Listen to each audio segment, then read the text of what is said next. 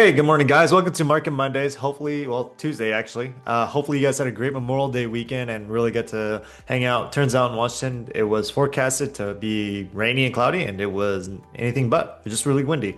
So today it's gonna be real quick. We're gonna talk about everything that kind of happened last week, but mostly what's expected to happen this week. The main thing this week is that over last week rates were kind of rough. Rates kind of went up with a bunch of information that came out.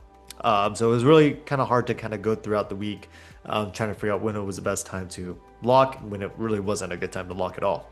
So it was a lot of ups and downs throughout the week. However, this week we have a really big important news that's called the last inflation report for May, and that's going to be a really key driver in what rates going to do this week, which I'm going to wait to hold off on locking any rates until this Friday, depending on where my pipeline is and the closing dates on all of them.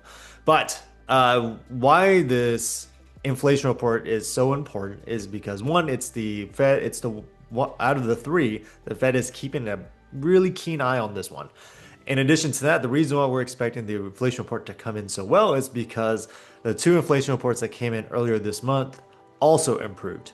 So and they use similar data, right? They weight things differently. They kind of look at things differently in a different way.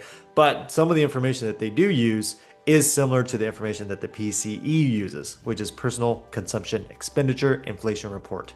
That comes out this Friday again. Now, what's cool about moving forward is that Fannie Mae, just the big governing body of conventional loans, and as well as all these other types of loans, they actually put out a forecast on how they expect rates to trend throughout by the end of this year and end of next year. So what they're expecting to see, the forecast is to see rates go down to the low sixes, which means the buy down for 1 point might be around the high fives. So we could see rates, the rate that doesn't cost anything to go down to the low sixes. We could potentially see that, which means you could buy down to get your rate much lower than that, probably in the low fives, maybe the high fours.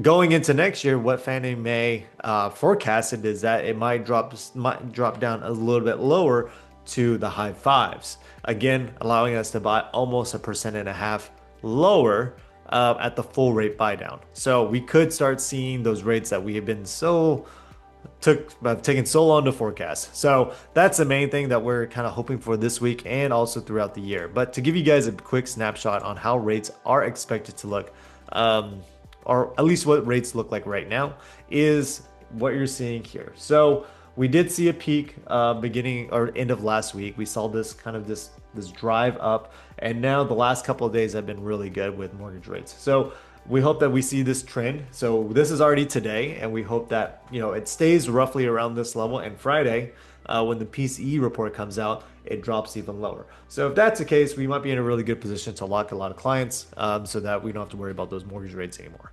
Otherwise, that's about all I got for you guys today. Nuke out.